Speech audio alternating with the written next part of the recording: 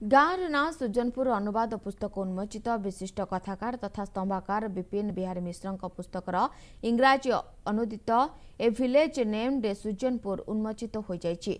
रविवार CP office परिसर में आयोजित कार्यक्रम में विशिष्ट सांबादिक सौम्यरंजन पट्टनायक मुख्य अतिथि भाव जोगदे पुस्तक को उन्मोचित करथिले।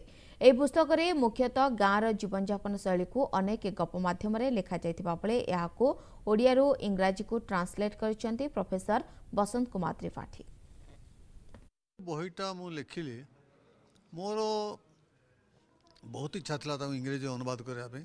आज जो आम एटा कराइल उन्मोचन उत्सव ता समस्त श्रेय मुझे देवी क्या मुझे विषय किसी माने विशेष ध्यान दे पारिनी। आम आगे चलवा आम जति आगे चलवा से संस्कृति को भूलवा नहीं।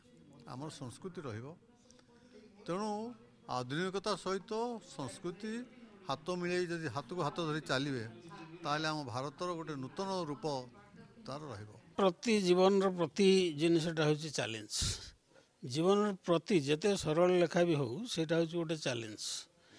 जदि मुझे चैलेंज भाव नेबी ना ताल से कम मु हृदय दे कम कर पारिनी।